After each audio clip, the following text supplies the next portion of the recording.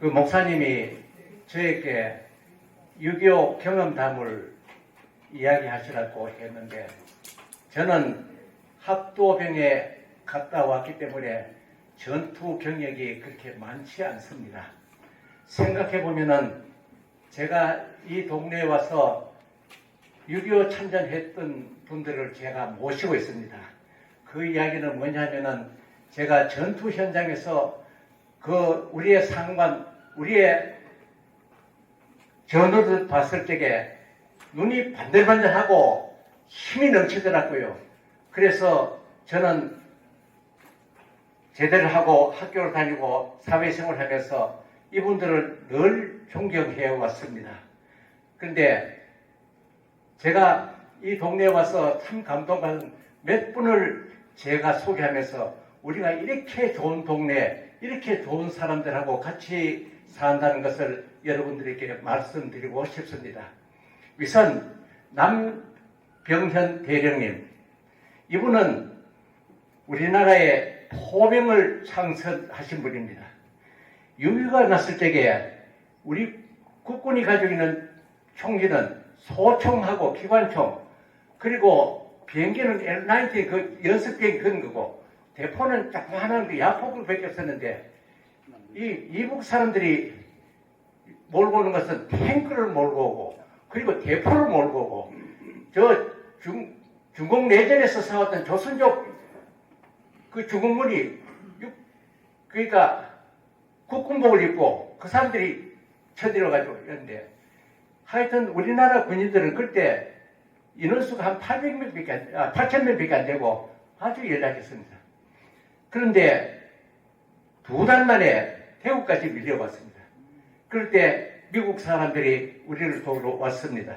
왔는데 이 사람들은 이 대포를 가져왔어요. 대포를 가져와가지고 이제 그 한국 사람께 대포 쏘는 방법을 가르치는데, 이 대포를 쏘려고 하면은 약간의 그 지식이 필요했잖아요. 삼각함수.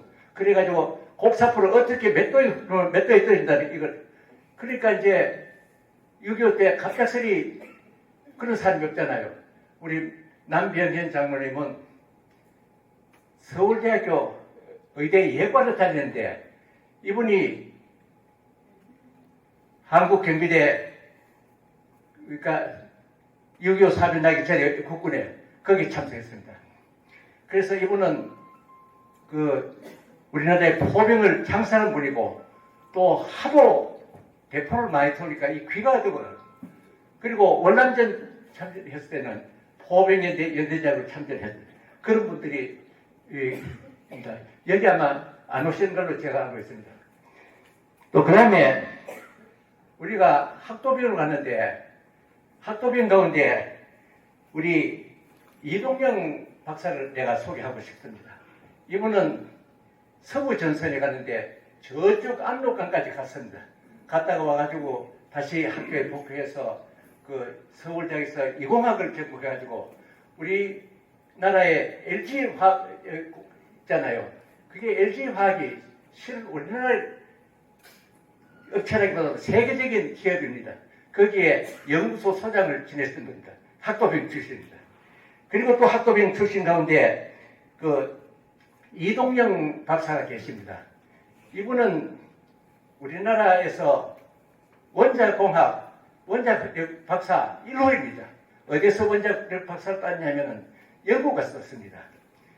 그런데 이분이 원자력 박사 따게 된 이유는, 동기는 뭐냐면은 6.25 때 그 유능한 학자를 찾고 있습니다. 그때 이승만 박사, 그 노 정치가의 가슴은 참으로 깊었습니다. 누구에게 우리나라 원자탄 만들겠다고 했을 사람이 있겠습니까? 이분은 아무 말 없이 학자들을 모았는데, 그 학자들 모을 적에 그 이동영 박사가 선정이 되었습니다. 그래서 그때 당시에 영국 유학을 가는데, 예를 들면 우리나라에 돈이 얼마나 없었냐 하면은 변연태 외무부 장관이 유엔 총회에서 출장 갔다가 오시는데, 그러니까 오셔가지고 돈이 150불, 200불씩 남았대요. 이게 국고에 반납하신 분입니다. 그렇게 우리는 돈도 없고 힘을 쓸 때인데, 그때 이분은 영국 유학 가셔가지고 이제 그 이공학 박사를 땄습니다. 오늘은 제가 이동영 박사에 대한 이야기를 많이 하고 싶은데 시간이 어떨지 모르겠습니다. 우리 동네에는 박연수 장로님, 그리고 박재영 장로님, 그 광로학 박사님, 이 세 분이 있는데 이 세 분은 다 물리학 박사입니다. 여기 우리 박연수 장로님이 계시는데 저분이 여기 가만히 계시면은 우리나라 원자탄들이 다 아시는 분입니다. 그런 사람들이 우리 동네 주민입니다. 여러분 여기 사시면서 그런 사람 몰랐잖아요. 그리고 또 여기 이제 김일창 박사님은 자꾸 하셨는데 학도병 갔다가 해군에서 근무하셨고, 또 그 말고 우리 홍성유 선배님이 계시는데 이분은 무공훈장을 3개나 받았습니다. 하여튼 태국무군장, 화랑무군장을 받으셨는데 이분은 전쟁터에 인민군에게 포위가 돼가지고 부대가 지리멸벌했습니다. 그러니까 뭐 상관도 요런 거 이제 달아나는 거예요. 그런데 한참 가다 보니까 사단장이 저기 있는 거예요. 그 사단장 둘이 같이 왔습니다. 갔는데 아니나 다를까 앞에서 인민군 초소 있다가 누구냐 그러게 손들이라 그러게 손을 번쩍 들면서 총구대 총구 조금만 펴놨는데 이렇게 펼치면서 하여튼 인민군을 이제 제압을 시켜가지고 이제 죽이고 사단장을 구했습니다. 그리고 본부에서 오신 우리 정재화 선배님, 그리고 안재성 부회장님 감사합니다. 근데 제가 여기서 이동영 박사 이야기를 왜 하고 싶었냐면은 이동영 박사가 지금 대단히 편찮으십니다. 그런데 부인도 편찮으시고, 부인은 이동영 박사님이 영국에 있을 때 영국 대사의 따님입니다. 근데 이 이동영 박사님이 뭘 했느냐면은 포항에 방사관 가속기라는 걸 만들었습니다. 여러분 방사관 가속기 들어보신 적이 있습니까? 그거를 그 방사관 가속기를 만들 적에 과학자들도 몰랐어요. 저게 뭔지. 그 방사관 가속기 1호는 어디에 있냐면은 시카고에 있습니다. 시카고 바타리아 하는데 그 알곤 연구소에서 세계에서 제일 큰 방사관 가속기가 있습니다. 여러분 소설책에 뭐 무궁화꽃이 피었습니다. 그래가지고 뭐입니까? 무슨 박사님? 예. 위희호 박사님, 예, 돌아가시고 있는데 어쨌든 닭하기 출신입니다. 그런데 그 방사관 가속기를 가지고 원자를 이제 만드는데 원자탄을 어디서 만들냐면 시카고 대학에 있는 학자들이 만들었습니다. 그런데 2차 세계대전은 원자탄 2개로 인해서 끝났습니다. 끝났는데 일본 사람도 방사관 가속기를 가지고 있었습니다. 일본 사람은 조그마한 섬을 가지고 뺑 돌아가면서 만들었고, 뭐 독일 사람도 가지고 있었는데, 소련 사람도 가지고 있었는데, 우리가 포항제철을 지으신 박태준 씨 있잖아요. 이분이 원래 엔지니어가 아니었는데 박정희 대통령이 당시 포항제철을 만들어라. 그래서 만드는데 이분이 그때 사회생을 알거든요. 돌아서면서 박정희 대통령한테 내가 그걸 하게 되면은 청탁하는 사람이 참 많을 텐데 머리가 근데 어떻게 했으면 좋겠습니까? 청탁하는 거 다 받아줘라. 다 받아주고 뭐 하던데 다 해줄 때 그 청탁하는 사람 이름하고 해가지고 그것을 낱낱이 나한테 다 보호하라. 그렇게 뭐 국회의원들 그 좋은 자리 있으니까 청탁 다 했단 말이지. 며칠 있으니까 중앙정보부에서 와가지고 이 집에 뭐 있느냐 묻자면 그런데 느닷없이 막 그냥 좀 쑤시는데 가만히 보니까 그거구나. 이렇게 청탁하는 사람이 없었습니다. 그래가지고 이제 포항제철을 만들 때에 참으로 필요한 사람, 참으로 필요한 일을 해서 포항제철을 만들었습니다. 한 예를 들면은 제철 공약이라고 하는 장치 산업입니다. 근데 이 장치 산업이 이 기계인데 이거 잘못 만들면 안 되는 거 아닙니까? 이 기초를 넣는데 콘크리트가 많이 들어가요. 많이 들어가는데 콘크리트 업자가 가만히 생각이네. 땅속에 저 깊은 데 있는 콘크리트 저거는 지가 어떻게 하겠으며 다 만들어가 70m 껍데기면 이제 한 병에 딱 맞추려고 했는데 박태주 씨가 가만히 아무래도 이게 시험사들 드릴을 가지고 저 깊은데 뚫어가지고 샘플을 채취해서 해가지고 이거 어떻게 된 거냐 이게 뭐 건설업자 할 말이 없죠. 다시 뜯어 새로 만들어. 그렇게 해서 이제 새로 만들어. 그러니까 건설업자들이 하나도 틀림없이 이 부정을 하지 못하고 그 포항제철을 만들었다는 그런 얘기 있습니다. 그런데 그 박태준 그 사장이 일본 사람들 가만히 있는데 무슨 이야기를 하는데 뭐 방사능 가속이 이거 있는데 그거를 너가 앞으로 좀 그 선진국에 따라가면 해야 되는데 그게 이 사람이 포항제철 그걸 성공을 시켜가지고 그 옆에 포항공대를 차렸단 말이에요. 포항공대를 차리면서 어떤 생각을 했느냐면은 우리나라의 전문 기술자들을 양성을 해야겠다. 근데 포항이라는 곳이 그게 어디냐면은 서울도 아니고 경상북도 도소재지도 아니고 저쪽 해변가 있는 군천마을 그밖에 안 되는 거예요. 거기서 공대를 차리니까 누구 교수가 올라 그러겠어요. 그래서 이제 그 공대 세계에서 제일 좋은 그 학자들을 모시고 그 공대를 했는데 거기에 이제 고등학교 잘 차려주고 해가지고 했는데 그럴 때 이제 포항공대 학장이 김호길 박사님 그분입니다. 근데 이분이 이제 그 박태준 씨가 이제 일부러 오라 그래가지고 내 이런 걸 만들 테니까 그 좀 예산을 설계도 예산을 짜보라 그래요.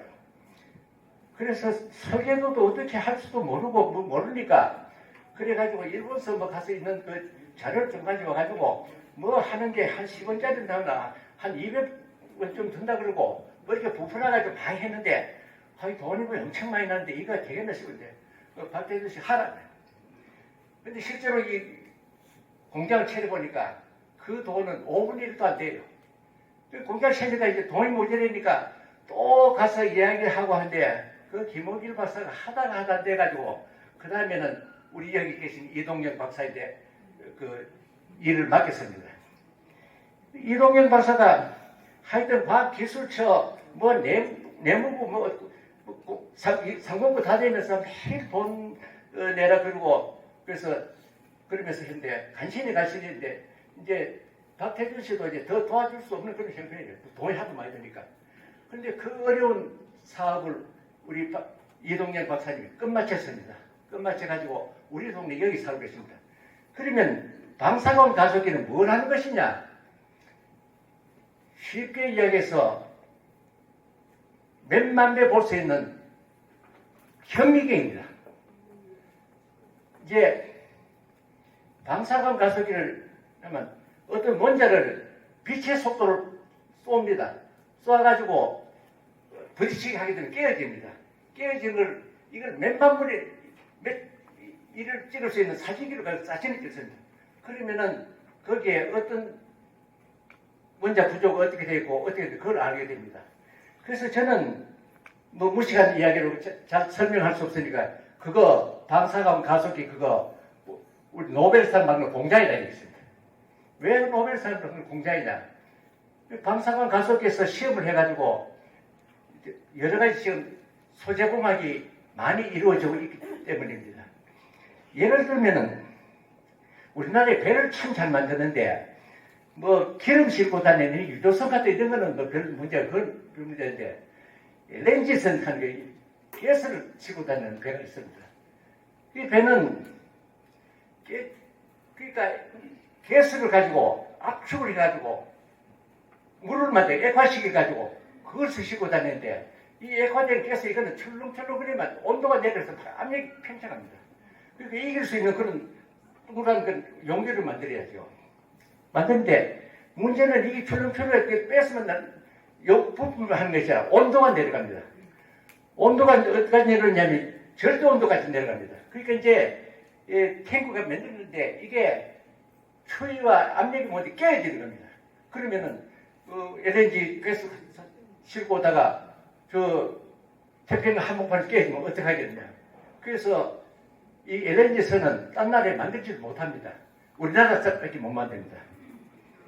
여러분, 우리나라에 배를 어떻게 만드냐, 그 이야기는 딴 기회가 있으면 제가 드리겠습니다. 어쨌든 우리나라에는 오량에 떠있는 그 국제 화물선 반 이상이 메이드 인 코리아입니다.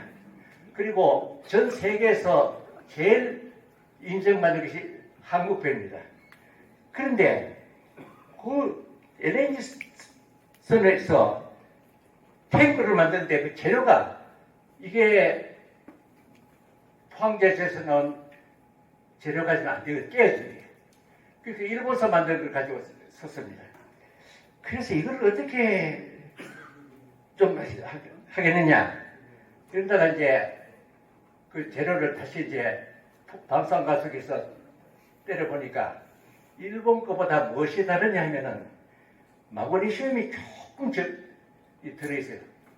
그래서 우리 포항제철에서 제철 때 마그네슘 좀 넣었더니만은 깨어짐이 없어졌어요. 그래서 우리는 비싼 그 일본 제품 쓰지 않고 우리 제품으로서 그 능히 감당할 수 있는 그런 감당했습니다. 그리고 우리가 이 컴퓨터 칩을 만드는데 그 칩이 뭐냐면은 그 교소, 그러니까 그 교소인데 반도체인데 이게 이제 요즘은 그 실리콘으로 만들지 않고 딴 걸 만들어요. 나는 그까지 잘 모르겠는데 어쨌든 그런 재료공학을 뭘로 가지고 발전하냐면은 그 방사선 가속기를 하는 겁니다. 그 방사선 가속기는 그 말고도 오늘 현대 과학에 여러 가지 필요합니다. 예를 들면은 뭐 재료공학 그뿐만 아니라 그러니까 다방면으로 쓰입니다. 그런데 그 방사선 가속기는 우리 이동영 박사가 만들었을 때는 세계에서 5번째밖에 없었습니다. 하여간 그렇게 생각하는데 그 방사선 가속기 만들 때 돈이 얼마나 들었냐. 나는 뭐 황제철도 할 것도 돈이 더 많던데 그런 건 아니고요. 그보다는 적게 들지만 어쨌든 엄청난 돈 들여가지고 이게 우리나라도 이제 앞으로 이제 노벨상을 많이 받을 수 있는 그런 나라가 되겠습니다. 그 장모님이 우리 동네 여기 이 동네 벌써 하고 계신데 지금 많이 편찬돼서 여기 못 나오십니다. 그래서 내가 우리 동네에 우리 물리학자도 여러분 계시는데 그분들 참 우리 나라를 위해서 좋은 일 하실 분이다. 그러면서 제가 이 자리에서 그분들을 소개합니다. 그리고 여러분 우리가 이 동네에 산다는 것이 이것이 그냥 사는 것이 아니고 참 좋은 사람들이 삽니다. 우리 동네에 사는 사람들은 바깥 세상에서 협잡하다가 도둑질하게 돈벌이가 이런 사람 한 사람도 없습니다. 그리고 찢어지게 가난한 사람도 이렇게 살지 않습니다. 평등 사회입니다. 그리고 이렇게 보면은 참 한 사람 한 사람들이 다 옷같이 아주 훌륭한 분들이 여기인데 저는 이 동네에 사는 것을 너무 행복하게 생각합니다. 여러분들도 이제 집 밖에 나가시면은 자부심을 가지고 그렇게 이 동네 주민이 되시기를 바랍니다.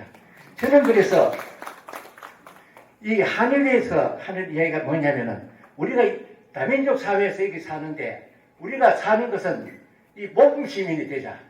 그게 뭐냐면은 여러 가지 법규가 있는데 백인들은 안 지켜도 되는데 한국 사람이 안 지키면은 딴 나라에서 와가지고 우리 다 셋나밖에 해가지고 질서를 몰라듣다 우리 욕받습니다. 그럼 저거는 안 그렇거든요. 요새 우리말로 남로 레벨 가는 거 있잖아요. 뭐 그런 것 같아요. 그런데 우리가 그것을 뭐 비판하거나 항거해서는 안 되는 거고 우리가 더욱더 도덕 수준 준법 수준을 높여가지고 그 사람들 위에 올라서야 됩니다. 시간이 많이 걸리겠지만 우리가 이기는 방법은 우리가 모범심이 되어야 됩니다. 우리가 더욱더 도덕 수준, 준법 수준을 높여가지고 그 사람들 위에 올라서야 됩니다. 시간이 많이 걸리겠지만 우리가 해야 될 일은 그런 일들이 우리가 남아 있습니다. 우리 유원식 씨 여기 한인의 부회장에서 계신데 오셨지만 그런 일을 저분들이 맡아 있습니다. 참 좋은 분들입니다. 그리고 제가 그 광고 말씀을 드리겠는데, 우리 그 5교회하고 여러 군데서 모금을 해가지고, 준비를 해가지고, 밖에 저기에 선물을 준비했습니다. 근데 선물은 그 6.25 참전했던 한국 분들에게만 드렸습니다. 작년에는 우리가 6.25 행사를 했을 적에 선물 이제 준비를 했는데 돈을 많이 못 모아가지고 미국 사람들한테 드렸습니다. 그것도 그 전에도 그랬고요. 또 그 3년 전에는 뭐 조금 했습니다. 근데 그 선물을 그렇게 한국 분들은 안 드려도 한 분도 뭐 불만하는 사람이 없었습니다. 그래서 이번에는 김상도 목사님한테 이야기하고 한국 사람들한테 좀 좋은 거 드립시다. 그래서 좀 좋은 걸 준비했습니다. 이미 받아신 분도 있고 나가실 적에 한 번씩 그 성함대를 받아가시기 바랍니다. 감사합니다.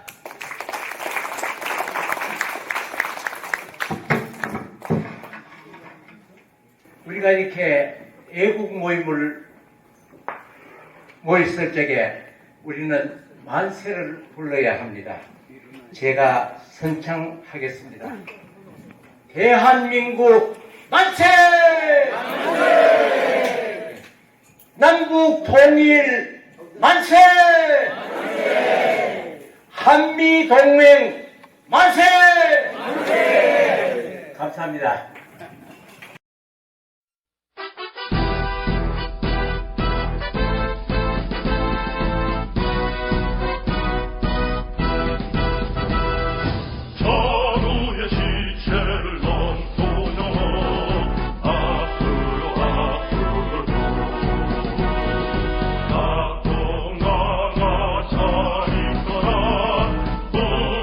전진하자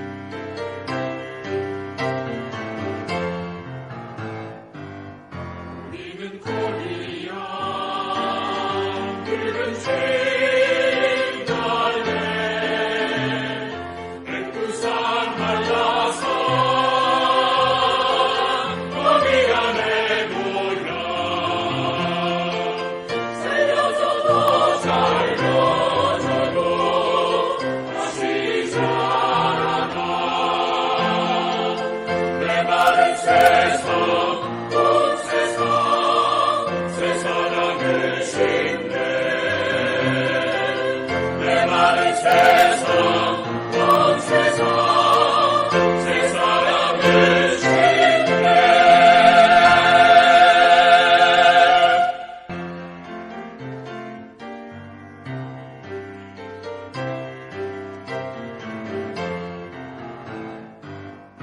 우리는 코리아 노란 퀸들레